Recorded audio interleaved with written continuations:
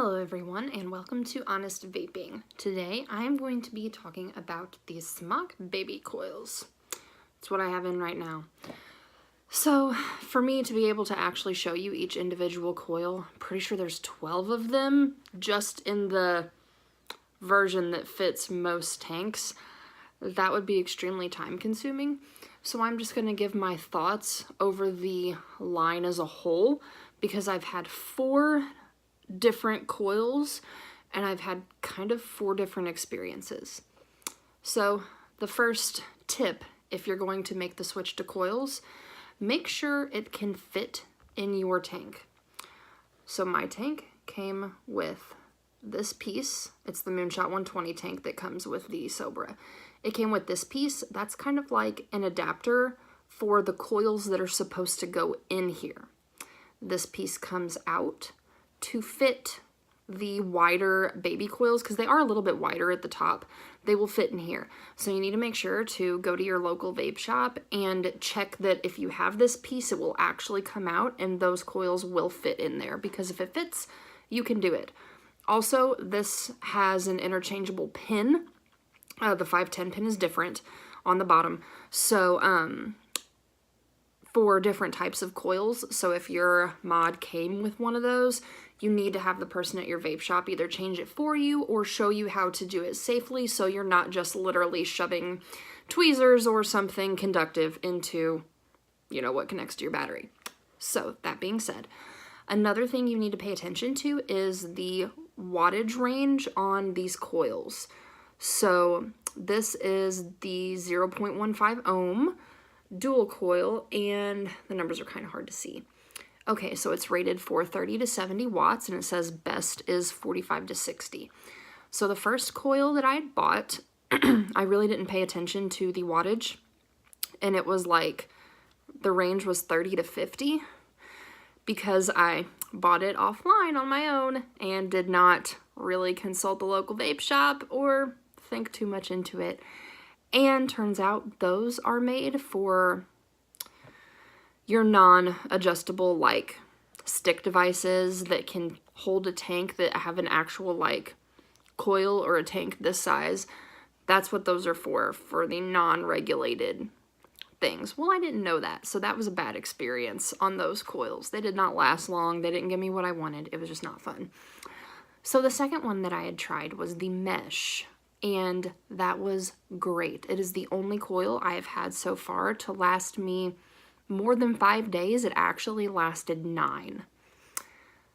So Saturday, I go to buy another one just in case I need to change it over the weekend. It lasted me 5 hours before it was burnt. So I don't really think that's a coil issue. I think that's bad on the SMOK manufacturing part. So I'm not really sure if I'm okay with that. I liked it, I really did, but if every other one I'm gonna get, or 1 out of every 10 that you may buy is gonna be burnt like that, then I don't know, it's probably not gonna be worth it if you're already happy with something else. If you're not happy with something else that you currently have, then it's definitely worth a shot.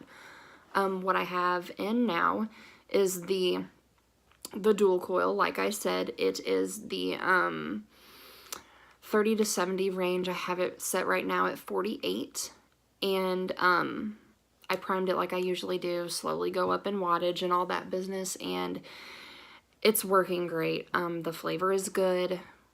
It's okay. Granted, it's day 1, so we shall see how this works.